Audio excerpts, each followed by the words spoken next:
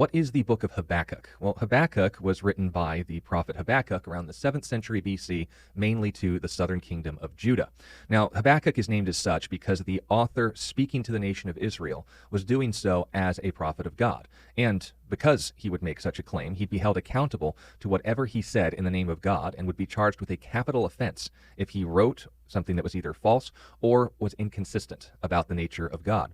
It would also mean that everything under his name would be thrown out if one of his predictions ultimately failed to take place.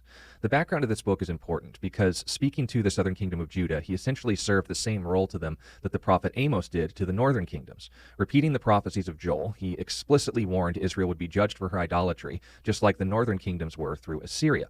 However, his goal wasn't to predict that the Babylonians, which were called the Chaldeans at the time, were coming. They've known that for the last 200 years. The reason this book was written was asking why the nation that literally invented idolatry, see the Tower of Babel in the book of Genesis, were the ones being used by God to judge Israel for their idolatry.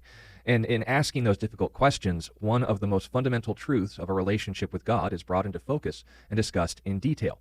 Now, the genre of this literature is prophecy, so Habakkuk isn't sharing his takes. He's detailing a conversation and ultimately a song expressed between him and God. And the reason why we recognize that as such, that this is in fact from God, is because of the information he wrote. He passed the standard of the prophet Moses in what he was ultimately laying down as accurate, consistent, and verified through public miracles. Most specifically, he predicted the future by doubling down on prophecies of the incoming Babylonian invasion, which, according to the timeline of Joel and the lifetime of Habakkuk, were still yet to be fulfilled in the future. So him ultimately taking sides with these men were one, not the only, but one of the public miracles that recognized him and verified him as a prophet of God. He was right, and history proved him so.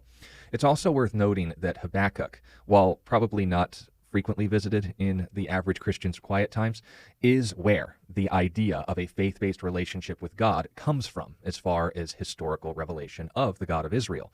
This is where it is not only mentioned and explicitly laid out, but it comes from the Old Testament.